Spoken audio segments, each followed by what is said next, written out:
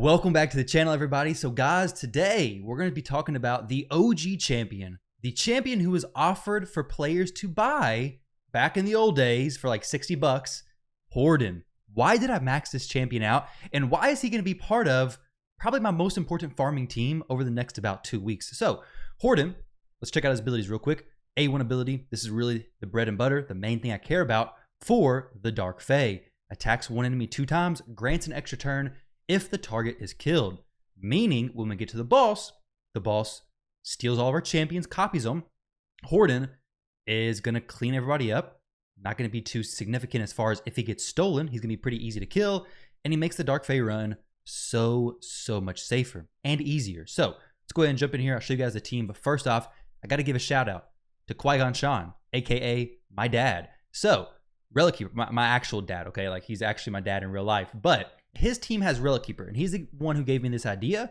But I tried Relic Keeper in my team, and yeah, it was a no-go. Because for me, my Relic Keeper got stolen, which that was the problem, okay? So when my Relic Keeper went into the battle, he wiped my whole team. No problem, because he's strong affinity to Ninja, strong affinity to Allure, strong affinity to Hordin. I did the exact same team, and my Relic Keeper went through them, no issue whatsoever. However, when you're strong affinity against the enemy, when they copy your Relic Keeper, that champion is now strong affinity versus you, meaning that your Allure, your Ninja, your Hordin, they're all going to weak hit. He's going to hit you hard. So I couldn't kill my Relic Keeper, and my Relic Keeper wiped my entire team. So first thing, as before we jump into the match and I show you all how this goes down, let's go ahead and click through the champions. So Necmo 1, 2, 3. We have Armiger, turn 1, turn 2, turn 3. Allure, turn 1, turn 2, and turn 3. Hordin, turn 1, turn 2. Both these turned off. Round 3, like this. Royal Guard, round 1, round 2, and round 3. So these are the presets for Royal Guard, though I don't want him to use Takedown in round 2 because I want to make sure that he is having it ready for round 3. Now, as far as his stats go, I'll go over that while we start the trash waves of this run. So the stats are going to be on this Ayumi Love page over here. Let me actually go find that real quick. I actually closed the link. So we'll Ayumi Love Dark Fae stats. We'll search it while we do this. So there we go. So the stats that you need are going to be right here. So as far as accuracy goes, you're going to want to make sure you have more accuracy than they have resistance. So they have 330 resistance. You're going to make sure you have at least 330 accuracy. As far as speed, ideally, your first champion to go, Necmo, you want a champion to go who's going to increase your speed, decrease their turn meter, decrease their speed, something. You want to make sure that champion is the fastest champion. Okay, you want to make them faster than the Dark Fae. So 250 plus. For me, I have Necmo and Allure both 250 plus. I have Necmo faster than my Allure so that he opens with that increased speed, increased turn meter, and then he does decreased speed on the A2 ability. So it works out great. So make sure whatever champion you have in this spot is decreasing turn meter, increasing turn meter, something to allow you to go faster than the enemy. Because initially, everything's baseline. You get the same speeds, but the attacker is going first because it's just how raid works. So make sure you're cutting in front of them some way, okay? Now, as far as Armiger goes here, he's not used to decrease turn meter, not for this team. Though definitely, if you could build him with 330 accuracy, it's going to be great. Having him reduce the turn meter is absolutely incredible. This right now doesn't look super consistent, but it's been very consistent so far. So if you want Armiger to reduce turn meter, you can do that. For me, not really worried about it. I typically use Ninja, but I have Armiger in this team just to show you guys that it does work. So you can see there that we open with Necmo using that A3, increasing our speed, decreasing their speed, and then Allure comes in with that A2 ability, which is why we have it turned off on round 2. So now we come in with Armiger doing his A2. Doesn't really matter what he does here because this is the most important champion. However, I would actually rather Royal Guard use his big AoE hit first, so then we can make sure Hordin cleans up everything, because I don't actually have my Hordin geared to do a ton of damage. He's not in Savage, he's not in Lethal, he's not even in Cruel gear. He's just in some offset pieces, 240% crit damage, so it's nothing crazy. Sometimes he doesn't kill the Necmo, but sometimes he does, obviously. So getting him in better gear would definitely be an improvement, but you can see there, Royal Guard, this is another huge thing, okay? So decreased speed, amazing debuff. You want to make sure you bring that. But also Leech. So Deacon Armstrong brings a Leech as well as some other good stuff in his kit. But Leech allows you to, if your champions get low, because the Dark Fae is going to take turns, okay? You could bring Cold Heart instead of Armiger, but the Dark Fae is going to get turns with this team. Not a problem, because even when the Dark Fae attacks me, my leech is going to allow my champions to get back to full HP very, very quickly. And we have enough turn meter decrease, turn meter manipulation, turn meter boosting, and so on and so forth, that no matter what, we're going to be safe. So we took a hit there. Obviously, if we didn't have the leech, over time, that's going to kill my team.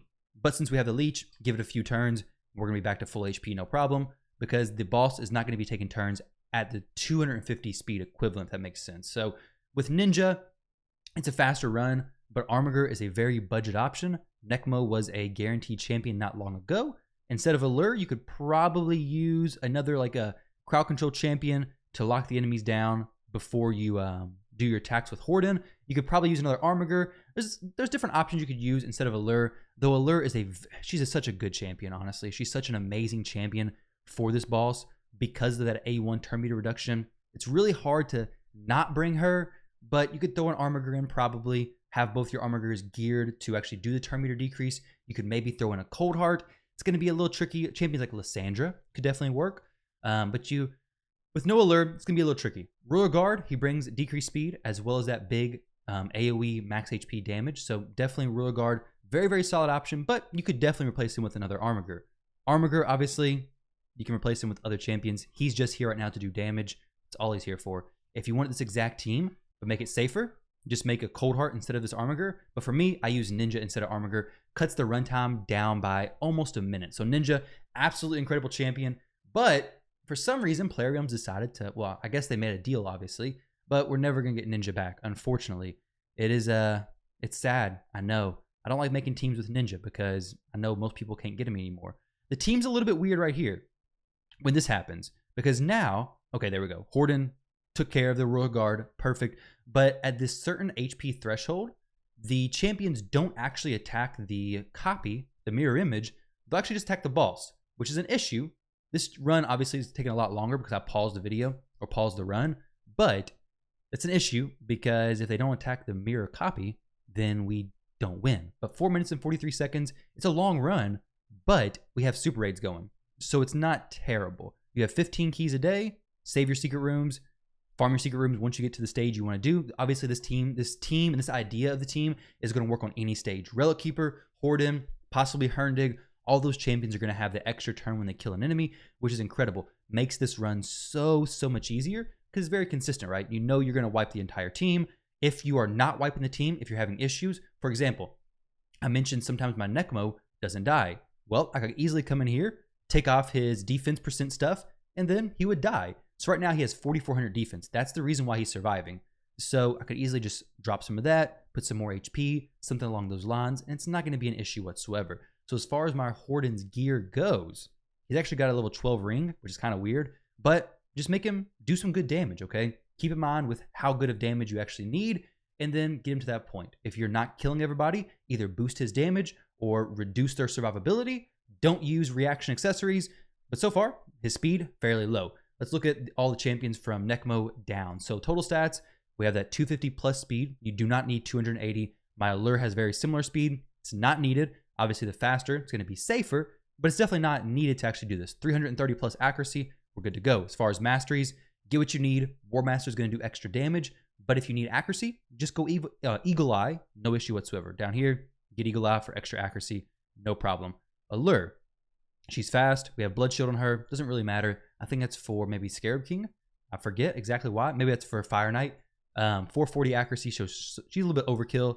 Ruler Guard here is going to be 206 speed, good crit damage, good accuracy, very important. You want to make sure you land that decreased speed as well as that decreased turn meter, which is very, very nice to have. Armiger, he does not have any accuracy that's going to do anything. 225, kind of irrelevant. Good crit damage, decent defense. Actually, it's pretty bad defense. Okay speed. He could definitely hit a lot harder. But hey, this has been working so far. And besides, I use Ninja instead of Armiger. I just wanted to show you guys that this team does work. If you bring Ninja, make sure you bring 330 plus accuracy. As far as Hordin, last but not least, or maybe first, I forget. But he's the cleanup crew. He's the one been doing so good. Definitely a very solid champion. I'm considering taking Armiger, or sorry, not Armiger, Ruler Guard, and making him open with that decreased speed ability, reducing the turn meter. That may not be a bad option. But guys, Dark Fae is my favorite boss to farm. It's pretty easy once you get a team to actually do it. And most importantly, the gear set you get is absolutely incredible. I mean, crit rate plus 10%, and ignores 25% of enemies' defense, which is a savage set, but a better version of it. And plus, you can come in here, say you have amazing weapon, chestplate, and boots, but you need to complete the set. Well, now you can come in here, okay, well, I already have a good weapon, I already have a good chestplate, and I already have good boots. If I go for gloves, I'm probably gonna get pretty crappy gloves because gloves can be a whole wide variety of main stats, right? Well, if you go helmet or shield, it's gonna complete your 4-set piece. Helmets and shield are both always gonna be attack HP or defense with their substats. So it's gonna be pretty easy to fit it in and come down here, maybe throw crit rate in, crit damage, whatever stats you need, forge some pieces, and boom, there you go.